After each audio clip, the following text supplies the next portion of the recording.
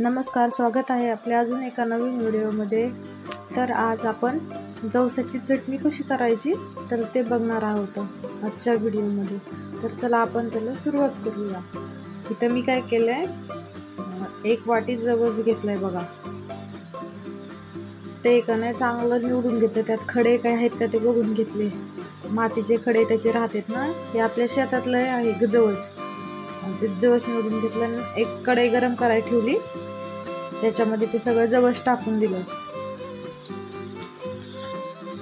आता कढई गरम झालेली आहे, आपल्याला लगेच हलवून घ्यायचे। सगळे असं सगळीकडून हलवीत राहायचं, जवस म्हणजे खाली सरपलं नाही पाहिजे, त्यामुळे सगळीकडून हलवीत राहायचं आता सारखं।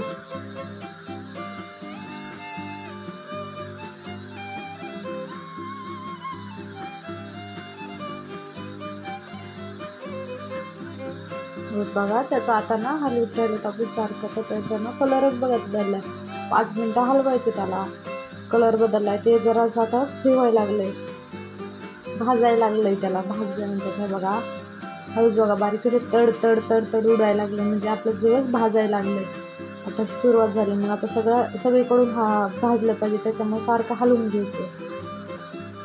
नाही ते एका साईडने भाजणं आणि एक साईडने नाही आहे, मग त्याच्यामुळे चटणी चांगली लागत नाही। त्याच्यासाठी आपल्याला सगळीकडून हलवून घ्यायचं आहे ते। बघा तुम्हाला दाखवते, हे झाल्यावर कसं भाजलंय। गरम आहे, लय गरम आहे, तडतड करते।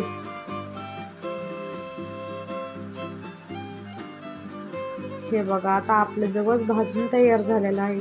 आता हे आपल्याला गार करायचंय, थंड करून घ्यायचंय। त्याच्यामुळे एका प्लेटीत ओतून घ्यायचं, गॅस बंद केलाय। ते कढई गरम आहे त्याच्यामुळे, नाहीतर त्याच्या खाली आता गॅसवरून उतरेल आणि एका मोठ्या परातीत टाकून घेतलंय, म्हणजे ते लवकर गार होईल। गार झालं म्हणजे आपल्याला ते मिक्सरमधून काढायचंय। कसं पसरवून दिलं म्हणजे लवकर गार होईल ना।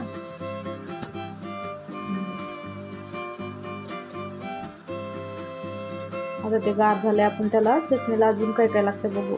इथे लाल तिखट आहे, जिरे, लसूण आणि मीठ घेतलंय चवीनुसार। आता हे गार झालंय, बघितलं गार झालंय, गार झालंय एकदम, कसं भाजलंय, मस्त भाजलंय। आता ते आपण मिक्सरमध्ये टाकून घेऊ। मिक्सरच्या भांड्यात सगळं ना, सगळं जवस टाकून घेतलं।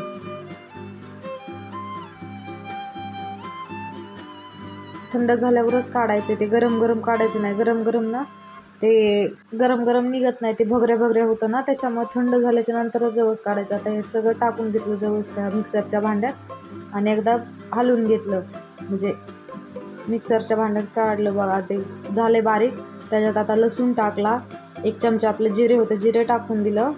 त्यात आपलं तुम्हाला जेवढं तिखट लागतंय ना, तुम्ही जेवढं तिखट खाता त्याच्यानुसार तिखट टाकायचं। तर ह्याच्यात आता आमचे लहान बाळ येते, ते पण खातं, माऊलीला पण आवडते ही चटणी। माऊलीला तर सगळ्यात जास्त चटणी आवडते, त्यामुळे त्याच्यासाठी थोडंसं तिखट कमीच टाकते।